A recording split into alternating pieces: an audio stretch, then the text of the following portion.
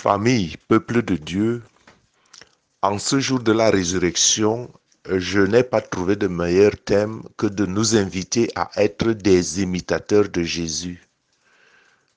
Joyeuse Pâques. Christ est mort pour vivre en nous par son esprit.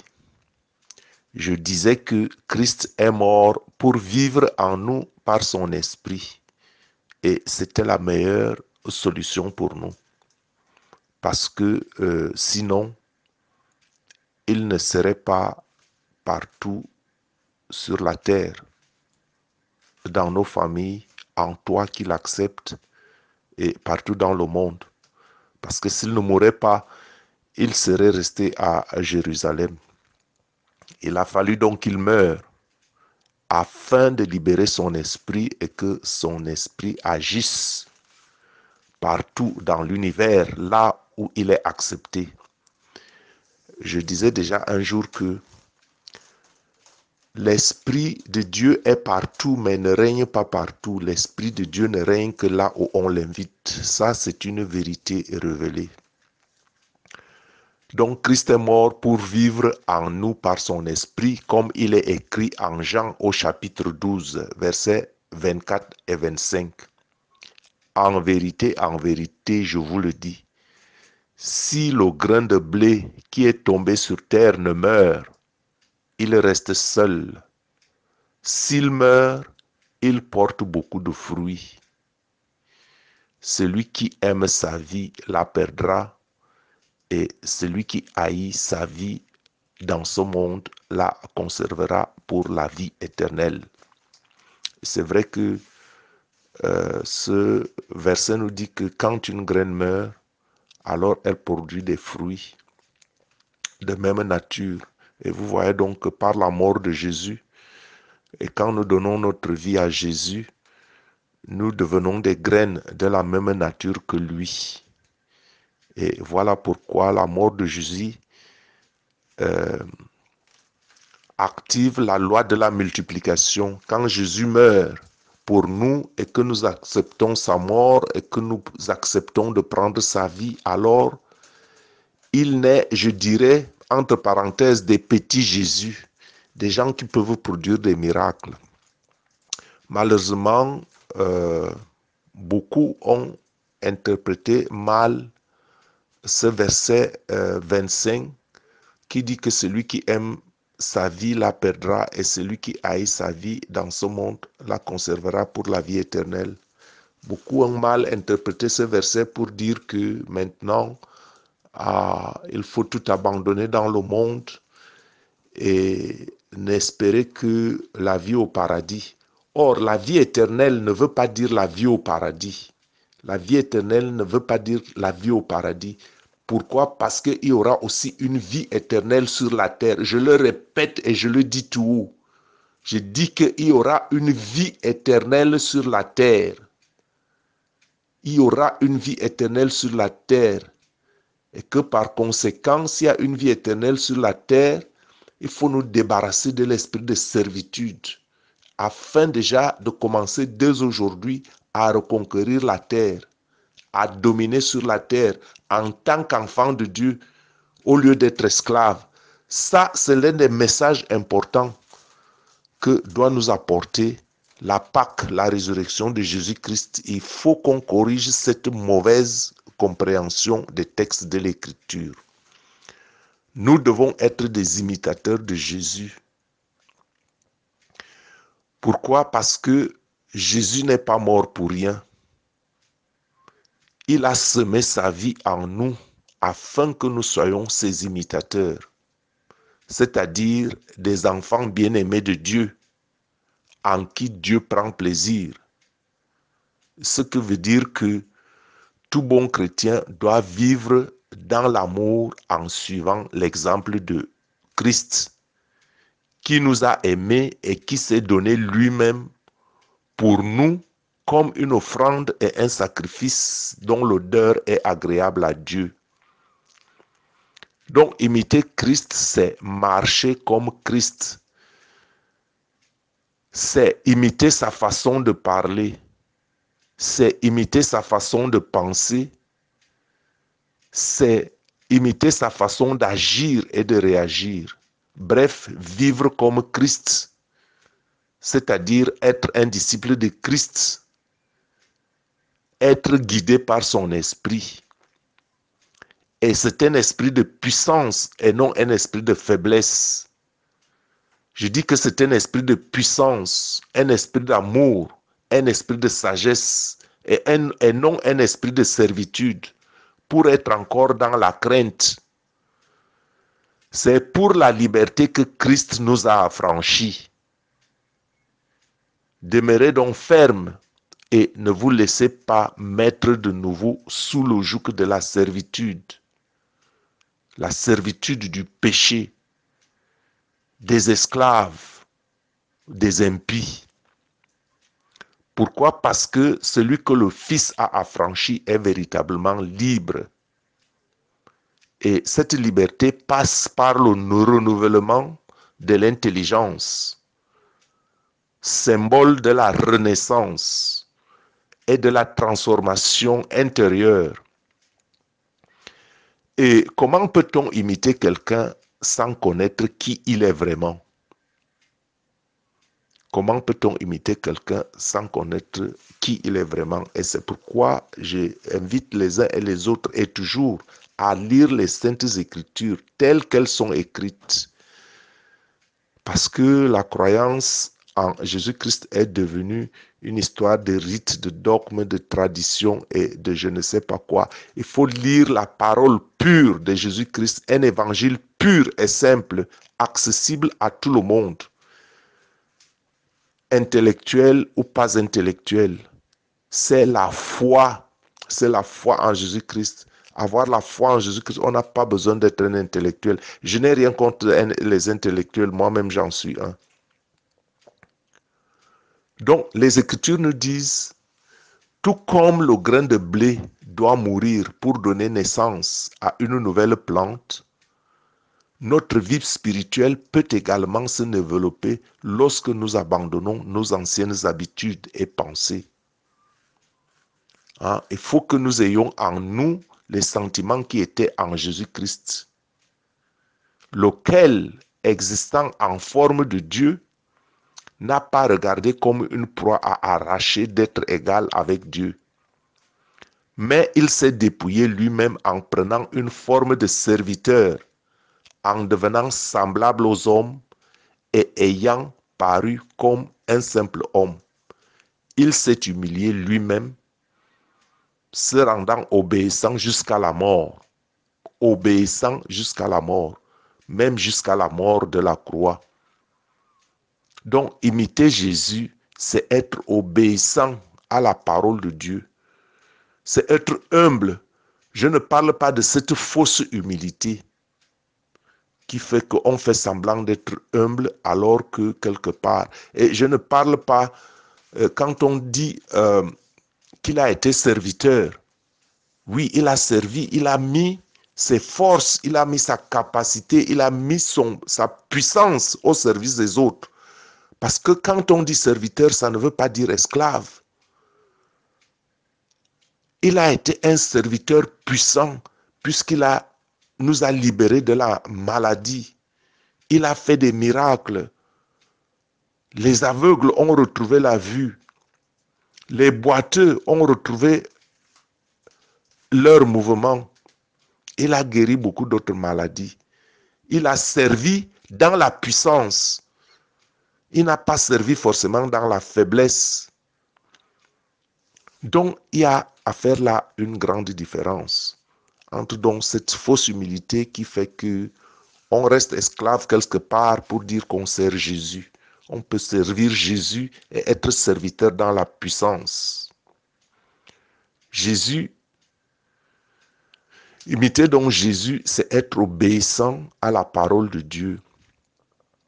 Et être obéissant à la parole de Dieu, c'est connaître les Écritures et les enseignements et surtout connaître la vie de Jésus.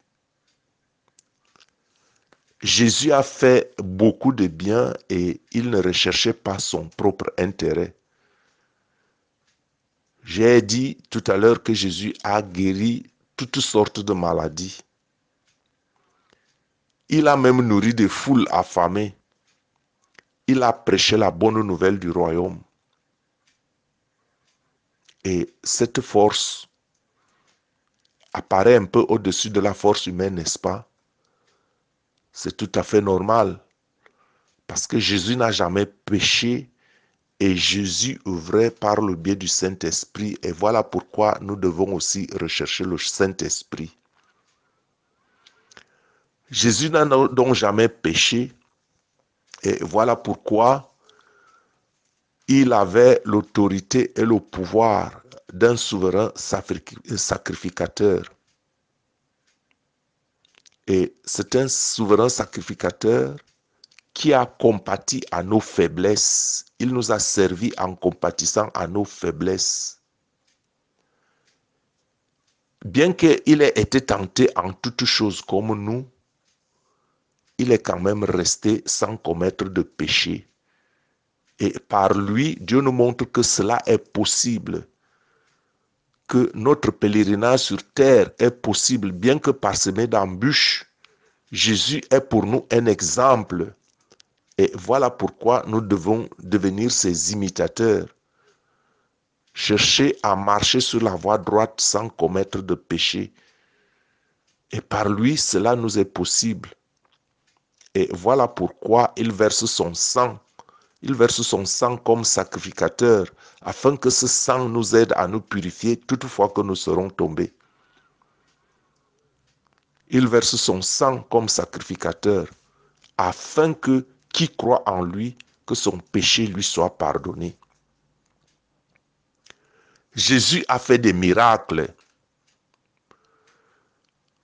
Jésus a fait des miracles parce que Jésus a toujours accompli la volonté de Dieu et l'Esprit de Dieu reposait sur lui. Et si nous sommes les disciples, si nous sommes les imitateurs de Jésus, si nous voulons devenir des imitateurs de Jésus, nous devons aussi rechercher la volonté de Dieu afin que l'Esprit de Dieu habite en nous. Jésus a donc toujours accompli la volonté de Dieu.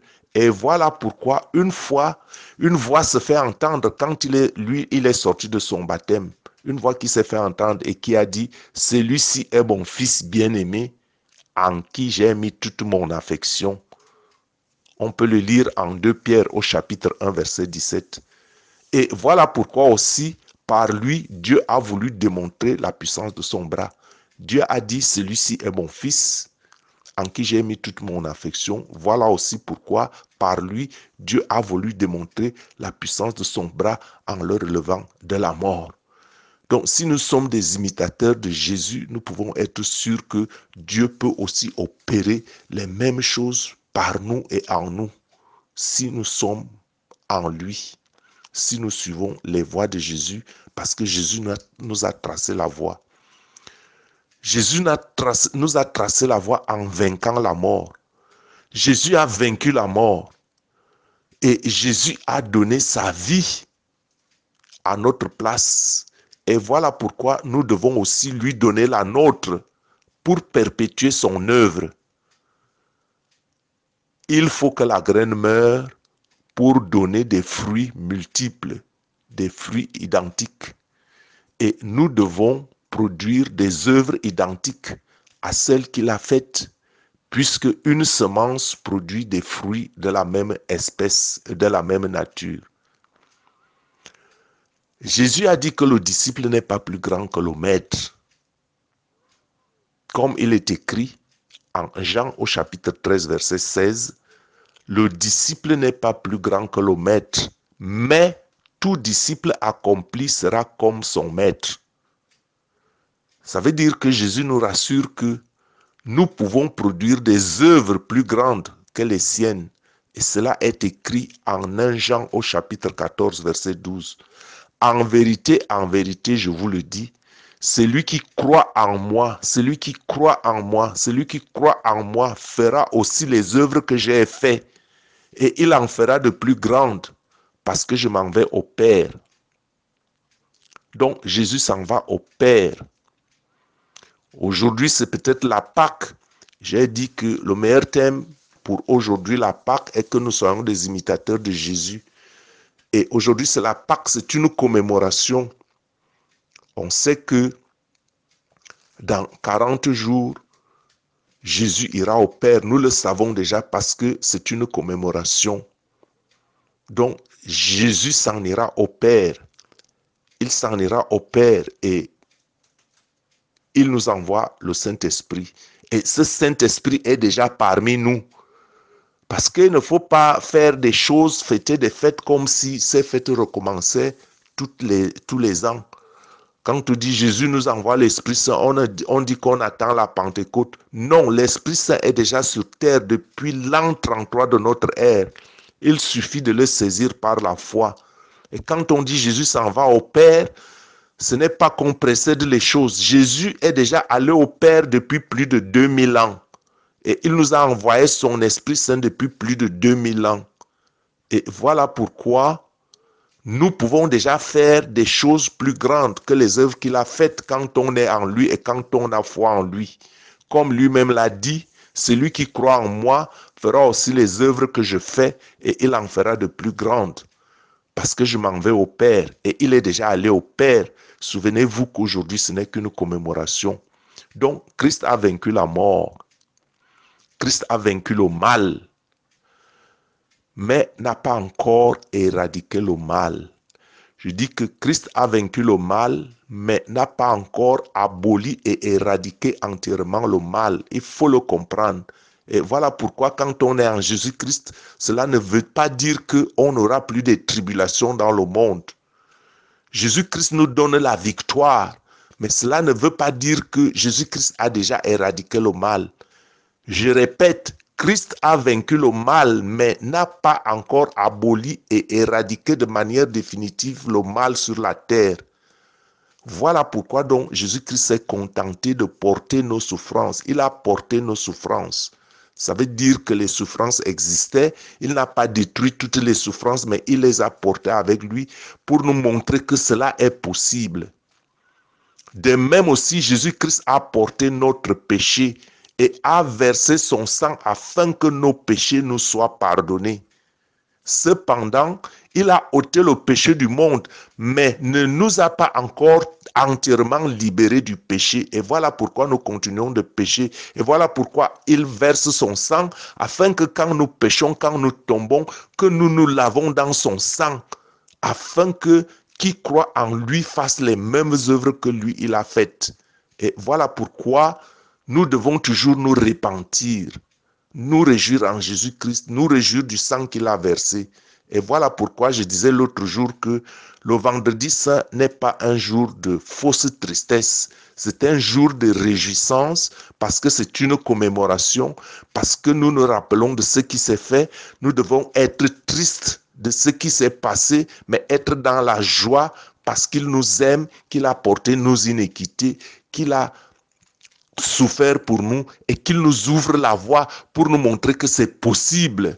Et ce possible ne veut pas dire que notre vie va marcher maintenant comme sur les roulettes. On aura des embûches, mais il faut que nous luttions comme il a lutté, en nous accrochant à lui, à sa parole et par les chemins qu'il a marché. Et nous sommes sûrs d'avoir la victoire. Parce qu'il a dit que nous aurons des tribulations dans le monde, mais que nous devons être courageux parce qu'il a vaincu le monde. Et quand nous sommes en lui, quand nous faisons appel à son esprit, l'esprit qu'il nous a déjà donné comme don et qu'on va bientôt aussi fêter dans 50 jours, nous savons que nous avons la victoire parce qu'il nous donne le pouvoir, comme des petits frères, de marcher sur les serpents et sur les scorpions et sur toute la puissance de l'ennemi. Et il n'y a pas de victoire sans combat.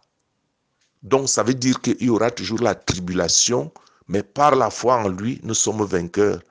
Et voilà pourquoi il porte nos souffrances.